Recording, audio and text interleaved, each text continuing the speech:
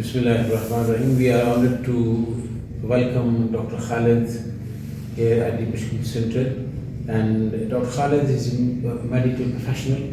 He does a lot of things. Apart from that, one thing is that he is setting up his service for a taxi medical service. For many of our clients, many of our residents of Rochdale, they have difficulty in accessing medics. Dr. Khalid is here to help and support. He's fully qualified. We'll ask some questions from Dr. Khalid, what he does and what it involves being a taxi medical certification, and what it involves in terms of the paperwork and the requirements. So welcome to you, Dr. Khalid. Thank you, Mr. Sahib. Tell us about yourself. So, my name is Khalid. I am a graduate from Royal College of Surgeons of Ireland. I moved into the UK in 2015 and I had the chance to work in different departments, including surgery, emergency accident and emergency GP, and finally I've settled on occupational health medicine. And this is where the idea comes, the idea of doing medicals. So when it comes to taxi... So what is a taxi medical? What it requires? Sure. Absolutely. And many of our taxi public hired drivers and employees and members of the community that really have difficulty in accessing the medical experts in completion of their taxi medical certification, which is required by the local authorities. So what it involves, can we tell us? Sure. So basically the taxi medical, the concept originated in 1997. From the House of Commons Select Committee. At that time, they felt that taxi drivers should be at a certain standard health level in order to operate such vehicles. And the reason is because they are driving long hours. They are actually sometimes need to assist passengers getting in and out, holding luggage. And the most important thing is you're carrying passengers. And I guess for any one of us, if you would like to send your family member, you want to make sure the driver is fit enough to do the job. So then that's the concept came out that a medical assessment is required in order to obtain a taxi badge.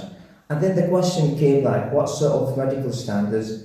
And they felt that they want the same standards used for lorry and bus drivers. And maybe that's where you might hear people saying the words Group 2 medicals. Okay. So that is what the definition of taxi medical, where it's come from. But what is involved in taxi medical is basically each council has, agreed on what the House of Commons advisory panel suggested, and every council, you could say, in the UK requires their drivers to undergo, you could say, health checks, periodic health checks, to ensure that these drivers are fit enough to operate their vehicles.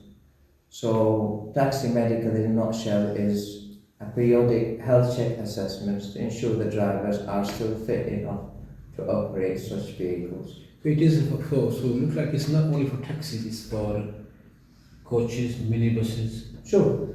In our field, I am more interested in drivers in general. So we don't just deal with taxi drivers, we deal with all sorts of drivers, including lorry drivers, bus drivers, ambulance drivers, including construction workers, ones who operate cranes, ones who operate forklifts, so the ones that they are not run by the DVLA, or they are overseen mostly by the Health and Safety Authority. Yes, Mr. Sohail. So tell us what they need to bring if somebody is coming to you for a medical certificate. What? So normally when a person applies for a taxi badge, there's a list of requirements. So first they want to make sure they ask you to complete an application including all your details, right to work. And they, of course, they want to make sure you don't have any police records to ensure that you are Fit for driving. absolutely safe enough to drive people around. And part of the application, they ask you to provide us the fitness certificate, or what's also called Group 2 medical. Okay, so normally this assessment can either be done by the driver's GP, or it can be done by private agencies or private companies like what we do. And what the assessment itself, what they need to bring to the assessment is they need to bring sort of ID, a proof of address, and more importantly is something called the GP medical summary, which is health records of the driver. Of course, you're not saying whatever the driver tells you is wrong, but they want to do that extra check to look at the records to make sure that there is any history of any medical record or taking any medications that could affect the safety of driving. And of course, the last thing is to bring the council form, because each council has its own form. And something like when people contact us, we can either facilitate it for them, people who struggle, or we can guide them. Dr. Khalid, how long is this certificate valid after the first? Yes, so as we mentioned before, that we are using a standard similar to the ones that is applied to lorry and bus drivers. And the standard for truck and bus drivers that is being set by the DVLA advisory panels of health professionals, that to have the first one at the first application in order to obtain your provisional license, and then at the age of 45 you will have your second assessment, and from the age of 45 to 65 you're going to have it every 5 years, and from some 65 years onwards then you will have to have it annually. And you will notice that a lot of the councils, they adopted the same style that is used for HGV and bus drivers, but now there has been a push that this is quite long for people to wait until they are 45 to have medical assessments, as their health can change. So you will see a lot of councils now, they're trying to push to make it anywhere between 3 to 5 years. Keep in mind, people who have health conditions, for example, someone who's got diabetes and he's taking insulin, in that case, these drivers, they will only have a valid license for just 1 year. Okay, so that is from the council perspective. They will only have it for 1 year, compared to other people who might just need it every 5 years. So, on how to get these forms. Thank you. And there's always a cost involved for these kind of medical certification and medical assessments through professionals like yourself. And what is the offer? Our fees. Yes. So our fees. So I think that's the reason why we are in business.